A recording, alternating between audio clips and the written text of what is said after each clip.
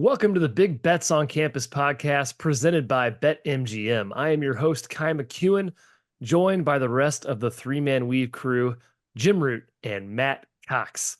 Every Wednesday morning, we'll be dropping a new BBOC episode talking all things betting in the world of college basketball.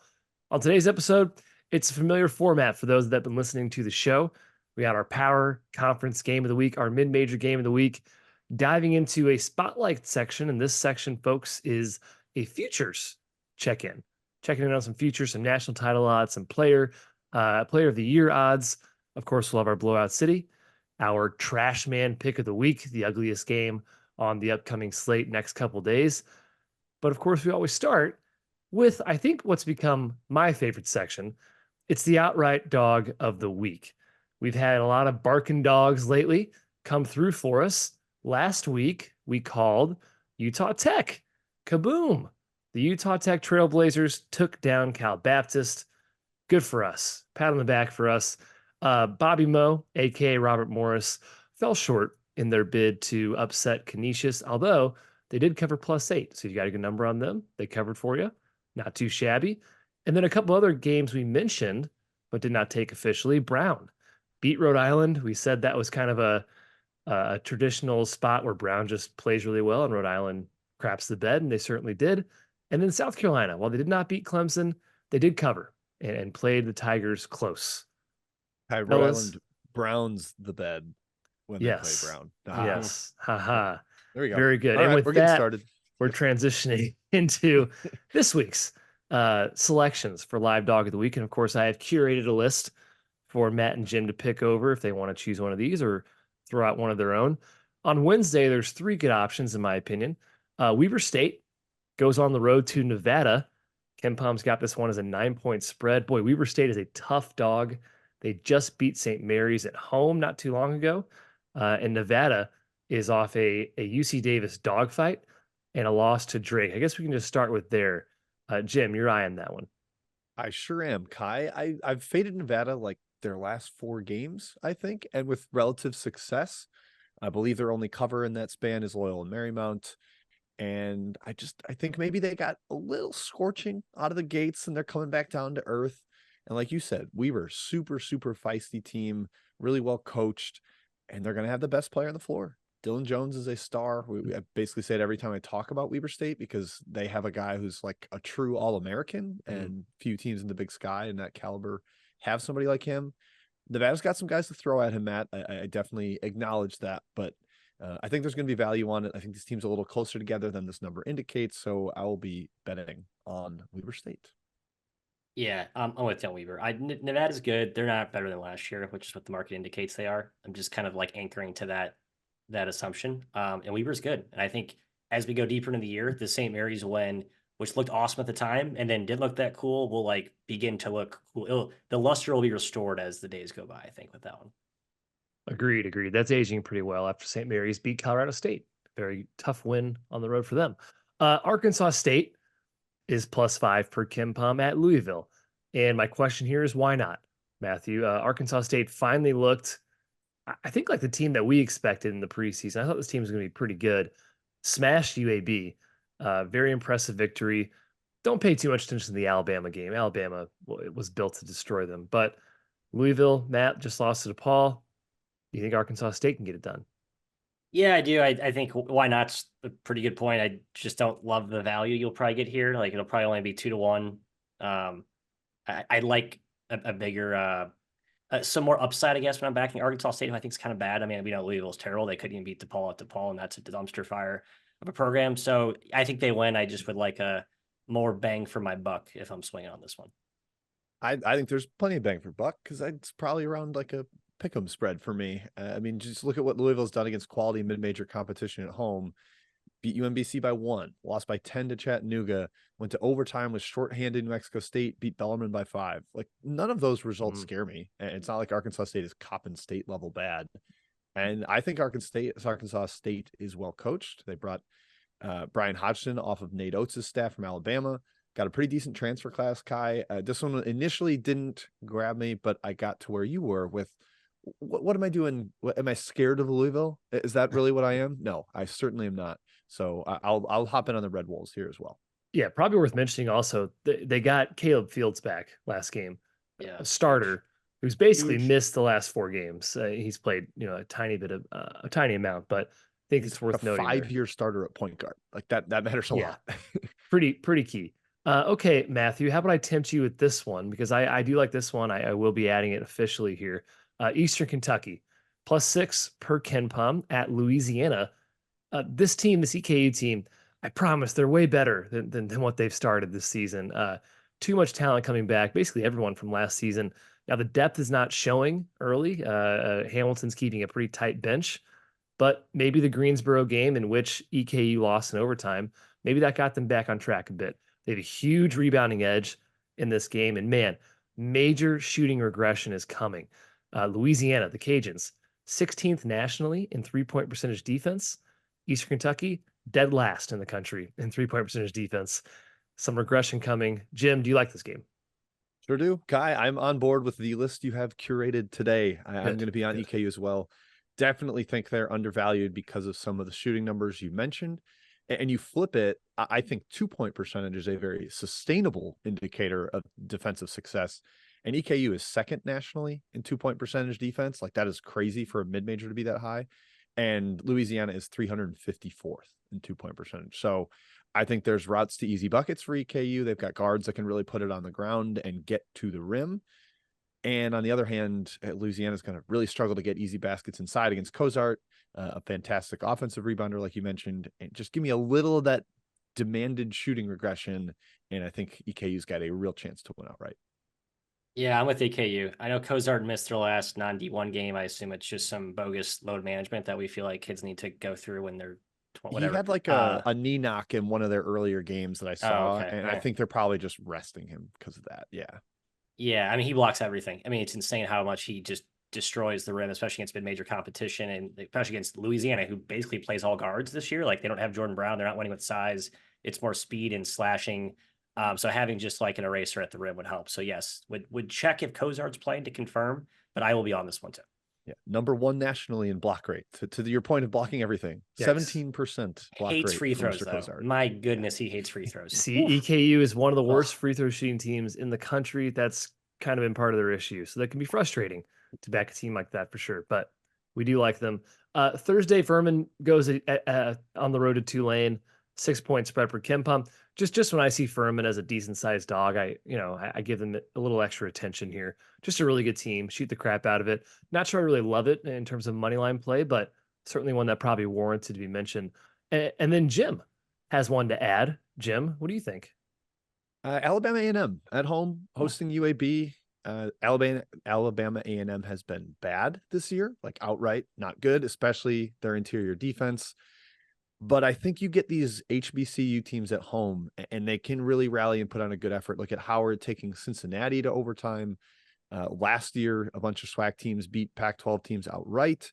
Florida A&M competed with Oregon for like 38 and a half minutes this year. I think Alabama A&M against a struggling UAB squad this year. It's in-state. It's a little bit of big brother to it. I think you get a motivated team, and I'm not sure UAB is figured out who they are, what they are this year, Matt. They've been kind of bad. Yeah, I watched the Alcorn game because I'm a sicko, and they should have lost that game. Like, I think UAB can play Houston within a few possessions, and I think UAB could lose to like Mississippi Valley State. That's just how, they play up and they play down and they play all around. And I think this is a great value play, especially with how well we've seen the HBCU home courts play up in these spots. Love it. I will consider that. Yeah, I have been back in UAB a couple times. Not to my liking. They've been, like Jim said, struggling. Okay, fellas. What are we endorsing? I'm going to take EKU, and I'm going to take Arkansas State. Jim, what do you got? Big old group for me here today. I like Weber State, Eastern Kentucky, Arkansas State, and a small dart throw on Alabama A&M. We'll probably have some on the spread for all these games too, but I think all of them have the variance and the upside to win outright. Just Weber, EKU, Kai. I will take AAMU, the Bulldogs spread, but I'm too scared, too soft to take money line there. Fair enough. I thought Alabama A&M was like horrible against the spread this year, just 4-5. So they're covering these big spreads a little bit. We'll see what the I'm spread still is. smarting from Monday night, backing them at Samford in a 96 possession game where Yeah. Samford started 9 for 10 from 3, and it was never close, unfortunately. Yeah, that is the concern. The pace Regression. is a concern when you're Regression. backing these big dogs. All right. Blowout City. Next section, fellas.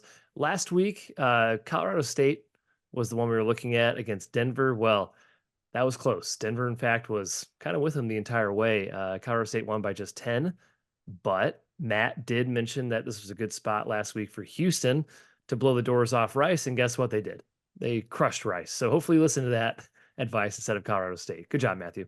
Thank you. You're welcome. This week, Wednesday, I'd actually have my eye on a few of these fellas. Auburn is hosting, well, not hosting. It's actually a neutral site game, weirdly enough, in Huntsville, Alabama. They are playing UNC Asheville. Now, Asheville, everyone or people familiar with college basketball know that Drew Pember plays for Asheville, and hey, he's really good. Is Asheville a pretty good mid-major? I think they are, but not when they step up in competition. This season, lost by 25 to Michigan. Last year, lost by 34 to Arkansas. Last year in the tournament, lost by 33 to UCLA. 2 years ago, lost by 19 North Carolina. They just don't play these power conference teams well. And Jim, there's so much athleticism and size on Auburn to really give them problems, I think. Yeah, Auburn dominates the paint on both ends with Chennai Broom and Dylan Cardwell and Jalen Williams, etc. They have shot making too, but they are a very dominant paint team. Asheville, I mentioned 2-point percentage offense, defense, how I think that's sustainable. They're 336th in 2-point percentage defense and 311th in 2-point percentage offense. They will get 0 easy baskets in this game, and Auburn will likely have a layup line. And Auburn's kind of angry, Matthew, given the recent road loss to App State. I don't think they're going to be taking a mid-major team lightly after that one. Yeah, well, they took out plenty of anger on Indiana. So if they have any sort of anger left in the did. tank, then I'm with you. I think the better point is Kai, you guys both brought up. UNCA just does not tend to rise well against the big boys. I think Auburn destroys them. Like if you have multiple guys that you can slot on Pember, I think this is a complete runaway. The other ones I was kind of eyeing, fellas, and we can go through these quick. FAU is hosting FIU. Very unpredictable team, obviously, FIU. Last year, this game was like a 30-point contest, something like that, 20 or 30 points. FAU is just way better. I think they kind of rise above the bullshit that FIU can kind of do to certain teams. And then Mississippi State hosting Murray State, only because the Racers, Jim, are just so bad on the road. So bad. Yeah, really terrible. I don't know what their deal is. They get outside of Murray and they just are not the same team. Mm-hmm. Speaking of, the FAU FIU matchups last year, you mentioned one was a blowout and the one at FIU went to overtime and FIU competed. I think that tells you the wide range of what could happen in this game. FIU's got a little more size to compete with Golden inside, but man, are they sloppy, and FAU could run away with it. There's that crosstown South Beach area Boca Raton rivalry, so you expect both teams to give their best version there. I'm not quite sold just because I like I said, those last two, I think there's too much variance in the outcome that I'm going to rely on it. But yeah, Murray State away from home, I kind of like that. Mississippi State's offense looked incredible in torching Tulane over the weekend. I think they're back on track, Matt, after their home loss to Southern. I think that's a good look as well. I like FAU. I think Dusty, May, and co are 5-0 after losses against the spread the last 2 years. Tiny sample, I recognize that, but I think they do bounce back after the Illinois loss. A game in which Illinois probably played not out above their heads, but played damn near close to perfect game with the shot making that we saw in that one, Kai. And Florida Atlantic dropped 7 spots in KenPom. So you actually a little bit of value, a little bonus value, I think, just because Illinois shot the crap out of it. However, FAU's defense is not always, buttoned up. And then, if this game gets to 20 points, you could see maybe a backdoor FIU run, but I just think it's multiple tiers above, and it's a blowout. Yes, we'll be looking at those closely. Power game of the week is next, but before we get there, a word from our sponsor. BBOC is presented by BetMGM. Use bonus code ACTION when signing up to get up to $1,500 paid back in bonus bets if your first bet loses. For new users in Arizona, Colorado, Illinois, Indiana, Iowa, Kentucky, Louisiana, Maryland, Massachusetts, Michigan, New Jersey, Ohio, Pennsylvania, Tennessee, Virginia, West Virginia, and Wyoming. Terms and conditions apply. Must be 21 or older. Gambling problem? Call 1-800-GAMBLER. Well, fellas, the power game of the week before we get to Saturday, of course, there's only one really that stands out. In fact, there might just be one power game, period. Power versus power teams. It's UConn versus Gonzaga up in Seattle, Washington at a quote unquote neutral site. But we know that Zags fans will be filling that venue out. UConn fans travel pretty well. I would not be surprised if they get up there. UConn -2 per KenPom right now. Matthew, the Gonzaga Zags, Bulldogs, are off a Washington loss. Surprising. Would say they definitely need this one more from a resume point of view. UConn, we know, has been dominant. It's two great defenses. It's two well-coached teams, and it's two very experienced teams. Who do you like in this one, Matthew? I lean toward the Zags only because of the location. Like I really just think the cross-country travel here for a quasi home game for the Zags will be the difference maker. What's a pretty I think the matchup probably favors UConn in more angles, but I do think just the talent and respect I have for the Zags program makes us close to a pick 'em. Of note, Jim, the Zags slept walk and beat Mississippi Valley State by 38. On Monday, UConn slept walk and beat the Delta Devils by 34. So transitive property has this as a 4-point favorite Gonzaga spread for me. So I like the Zags -4. That's my handicap here. Yeah, sleptwalk is the right term. A 65 possession game against Mississippi Valley State is just like, all right, we're going to walk it up and score, and you're going to walk it up and not score. And that's fine. That's all we're going to do. I have not been overly impressed with Gonzaga this year. I do not think their second half against Washington was impressive at all. They really kind of fell apart down the stretch against the Huskies, couldn't figure out a way to put the biscuit in the basket. That's a problem against UConn, who I think is categorically better at this point in the season. And 2 years ago, Gonzaga hosted Alabama in this arena in Seattle and kind of got torched. Alabama hit a bunch of threes. And I think as UConn is getting healthier with Castle and getting a little more playmaking in the backcourt to go with Tristan Newton shot making and Caravan and Spencer, I fear for Gonzaga. There's just no depth. If one or two guys have a bad game, they're kind of lost. I will not be fading UConn the rest of the season. They are scary good. It is never fun to be against them because of how much firepower they have. Tristan Newton really is for real. Top 5 in KenPom Player of the Year right now. But he might be the best guard in the country. You can make the argument currently for him. So yeah, I lean towards UConn there, despite the travel. All right, mid-major game of the week. Some good ones. We did talk about Furman Tulane briefly. We did talk about Nevada Weber State briefly. So we look instead to Utah State at Santa Clara, excuse me. The Aggies, Utah State, -4 per KenPom on the road. They have been really good this year under Danny Sprinkle. They've played a really good mid-major schedule. This is just their second true road game. They did beat SLU at SLU in a game that wasn't as close as the final margin indicates. For Santa Clara, this is actually their first Division I home game since November 20th. It's been quite a while, and they are on a 3-game D1 losing streak, but they got Carlos Marshall back last game, one of their best players. Jim, I kind of like Santa Clara here. I like how much size they have to combat Utah State. That's a key angle for me in this one. Yeah, Marshall back is big. I wouldn't really even consider anything with Santa Clara here if he wasn't playing, but he has been rather important, and they do have other options. It's not like they're completely lost without him, but I just looking at their efforts, I want him on the court. I'm not going to give a big side angle here. I look at this and I see an over. I think there's going to be a lot of points in this one. I think both teams can score inside with the size that you mentioned. And there's not a ton of like big time shot blocking resistance, especially on the Santa Clara side, where they have size but not shot blocking. And that's what Utah State does. They pound it inside the great Asabor. And I think there's going to be points, Matthew. So I see 77-70. I bet it gets more up tempo than that. That's the KenPom projection. I expect more than that, 150 plus. Yeah, Carlos Marshall, as you mentioned, huge to this handicap. However, he returned and put up a donut hole for 3 from the floor and turned it over 7 times in 21. I mean, just an all-time awful game. So I don't know if he's 100% right now. I would be leery about taking the Claras here, Kai, the Broncos. I actually kind of like that. I like that he got his stinker out of the way. System a little bit. Yeah, that's a good point. Yeah, I think he's a great player still. And they're at home. Can't be worse than that mindset. I mean, that's horrible. Yeah, that's pretty bad. Yes, good point. Next game, the other mid-major game of the week, another WCC squad, San Francisco. They're hosting Seattle.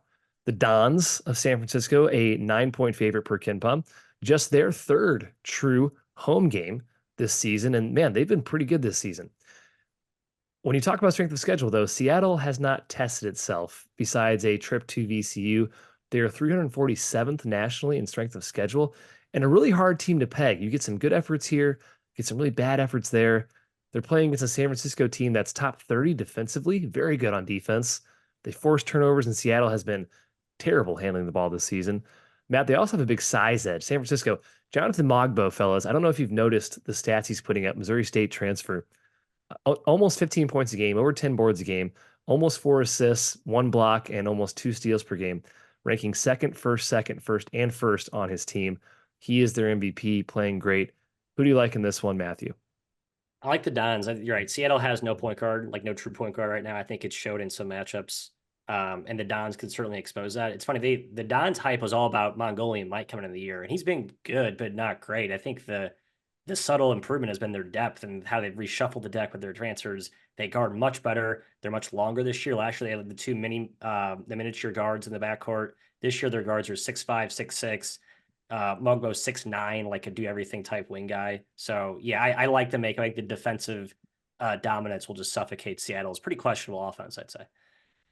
I kind of lean the other way. I've been a little lower on San Francisco this year, despite some strong efforts. Market bet San Francisco like crazy on Monday night, and they got up big, made a bunch of threes early, and then went to sleep in the second half, let New Orleans cut it all the way back down to 4 after it had been like a 22-point game. So maybe that was indicative of San Francisco just kind of, hitting autopilot and knowing they were going to coast to a win or nearly coast to a win. But while Mogbo scares me, he's like probably a top 5 defender in the country with his versatility and athleticism. I think Seattle can really defend too, and they're well coached. Matt, I know you love that coaching tree. I'm surprised you're throwing this the Red Hawks out the door. Roster. But they have burned me this year. They've burned me. Kai burned us too. What, backed them big against VCU. I'm still torn over that game. We backed VCU. You bet. Sorry, VCU. We faded Seattle at VCU and VCU. Exactly. They burned us. Be careful about it happening again, sir. That's what I say. Well, that's because we backed Seattle earlier this season against somebody. Forgot, and they lost outright. They're on whack-a-mole watch for me. Yep, whack-a-mole indeed. So probably a stay away for Matt and I on the mid-major game of the week. One last note there, Kai. Cam Tyson missed their Seattle's non-D1 game. He's the big-time shooter, former Houston transfer. I think that's probably just a maintenance sit-out, though. I expect him back. The guys missing non-D1 games is frustrating because you never know. But usually maintenance, or not maintenance, but just we don't need him today. Let's give him a rest. Yep. And you know what? I agree with that. Why get hurt in a non-D1 game? I agree. Yeah, especially if you win by 55 anyways. Yeah. Okay, trash man pick of the week. Just one. The ultimate trash pile. Last week was Valpo, Central Michigan. Pretty gross game. Central Michigan was killing Valpo, and the Beacons made a late push to lose by 4. So if you got the opener on that game, you pushed. Sorry for those who got the close, 3.5. Friday's game this week features Cal State Bakersfield at Fresno State. KenPom's got this one as 11-point spread for Fresno State. And I'm just picking this game, fellas, because any game involving either of these teams is gross, in my opinion. Bakersfield, a bottom 10 team in the country tempo-wise, bottom 15 in the country 3-point percentage-wise, bottom 50 in defense. And Fresno's a slow team. They turn the ball over at one of the highest rates in the nation, Jim. It's not going to be fun. I'll never watch this game. What are your thoughts? Things I will never do, Kai, to go along with that is lay double digits with Fresno State. Yep. I do not trust that offense at all. It goes into massive ruts during the game. And while Bakersfield's defensive efficiency numbers are really bad this year, Rod Barnes is a good defensive coach. And I hope it will come around. And they lost a couple good defenders to the portal. Yvonne Reynolds headed to Jacksonville State, and they've missed him as a on-ball hound on the perimeter. But I just can't lay double digits with Fresno, Matt. That team is gross. So anything, I'll probably take the 11 with Bakersfield and hope it's just a mucky, ugly game here. Yeah, I actually might lay it because I think Bakersfield's terrible. I guess they did play Gonzaga close, but that was in the Gonzaga Maui hangover spot, and I don't give Bakers any credit for that. Yeah, I actually might lay it with Fresno because I stubbornly trust my Bulldogs here. And hey, they're coming off 2 big wins against Idaho State and Pacific. What do you do? Medals for Fresno there. That's another thing. I'm glad you mentioned that. They beat Pacific by like 33. Pacific is broken. Yeah. So jumping 30 spots in KenPom because you beat a team that as put up 0 good efforts in the last month. I think that's maybe created a little value on the line. Yeah, I've given up betting Bakersfield, so I will not be betting on them. Last 3 years, I think I'm like 1-10 betting on Bakersfield, so will not be touching it myself. Don't watch that game. It's a trash man pick of the week. Finally, our spotlight section, a check-in on futures, courtesy, of course, of our sponsor, BetMGM. These lines can be found at their lovely establishment. Let's go player of the year odds real quick, because I think the national title discussion will be a bit longer. Just checking in case you have been living under a rock. Zach Edey is the favorite right now. He's minus 110 at BetMGM. So the only player garnishing minus money out there. Hunter Dickinson plus 350. Flip, aka Kyle Filipowski for Duke, is 10-1. Armando Bacot is 25-1. And then there's a 5-way tie at 30-1. Donovan Clingan, Tyler Kolek, Caleb Love, Umar Ballo, and Tyson Walker. Matt, is there anybody on this list outside of Edey that's worth a consideration? Yeah, I was going to throw Terrence Shannon into the mix, but I think at this point, you get deep enough into the year and you continue to see Edey put up monster performances against elite teams that you probably should just go ahead and lay it with Edey, lay it up to probably a minus 150 or minus 2. I mean, I don't want to lay anything super expensive. There's always risk of injury, but he's been pretty, durable in his career. He's never really had anything, any major setbacks. And again, just the sheer dominance of his stats. I know you're worried about the voter fatigue, oh, can you, vote the same guy back to back? But there really hasn't been a strong second candidate that's emerged him. I'm gonna kind of wait to play Edey. I hope I get him one more weekend at less than 120, and just hope he keeps on doing what 35-8 against Alabama, pretty good. So yeah, just a nice player. He's a monster. I'm looking at my BetMGM account in Illinois. He's got him at minus 160. So the money's even moving. That changed way. last hour. Okay, since we put together this outline, yeah, that's crazy. So somebody is just hammering him. With the production he's putting up on a top 5 team, it's kind of hard to see why it would go anywhere else. I wish this was how there's national title futures and Final Four futures. There can only be one national title winner. There can only be one national player of the year winner. If you could actually bet first team All-American with equivalent odds of these, I think there are great bets. Tristan Newton's down at 50-1. Yeah. He's clearly been UConn's best player, much better than Clingan, who's at 30-1. I wish I could bet Newton to make first team All-American at 10-1 or something like that. I think that'd be great value. Yeah. So that's my appeal to the sports books to offer some of that, because right now it's Edey's award and the market knows it.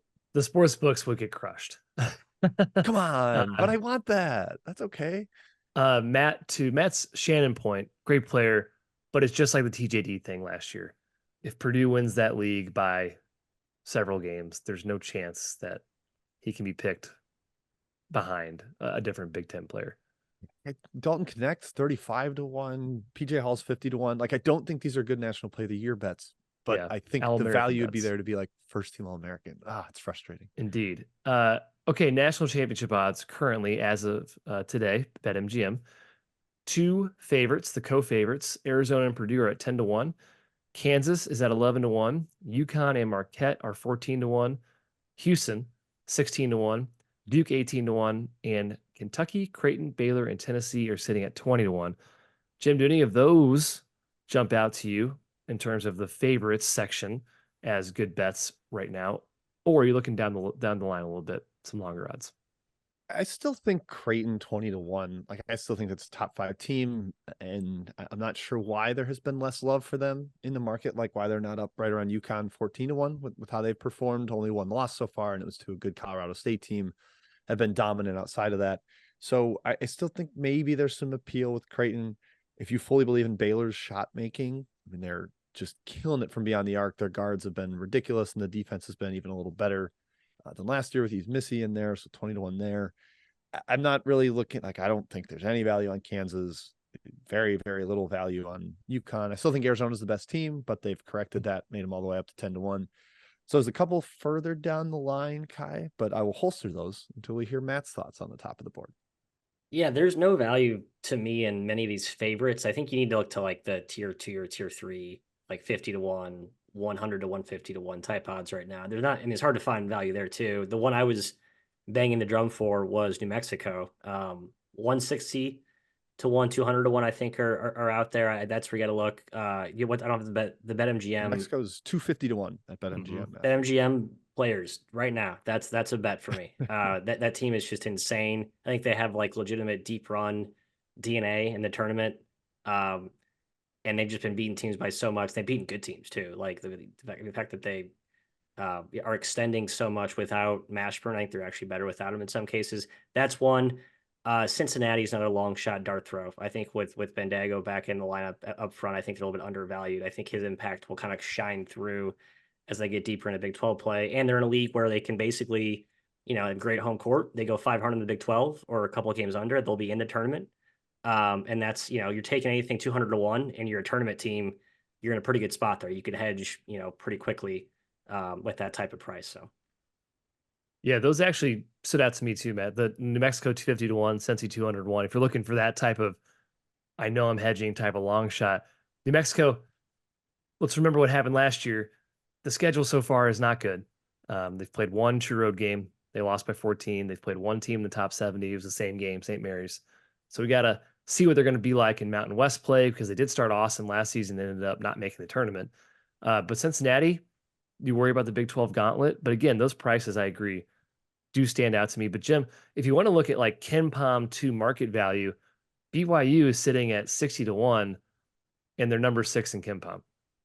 Yeah, I love BYU. I have I think it's 500 to 1 preseason with the Cougars. I have liked them for a while, and kind of to even build on your point of like Ken Palm to current value, I like looking at Bart Torvik filtering out preseason. BYU's the 4th best team, if you look at that. I know they haven't played like a monumental schedule, right? But that's how much they've been blowing teams out. So giving you indications of how well they can play. Another team right in that 60 to 1 in the Big 12, undefeated Oklahoma. They're top 12 in the AP poll right now. And I saw John Gassaway put out his little article that for, I think it's 10 straight years, maybe even longer, the national title winner has been in the top 12 of the AP poll in week 6. So Oklahoma does qualify for that. If you like that little nugget there. And then just even a little bit further down, Matt, your New Mexico Lobos are 21st if you take out preseason priors, and Utah is 20th. Another team from the Beehive State. Big fan of theirs. They got to win over BYU, the only team that's beaten BYU. I think Utah's a decent value too. They could be the 2nd best team in the Pac-12 and end up with a pretty good seed. 150 to 1, the Utah Utes. The Utes. Thank you. All right, fellas, we're going to cut it off there. Thank you for joining the Big Bets on Campus podcast. We will be back next week with another show. Till then, good luck with your bets. Have a great weekend.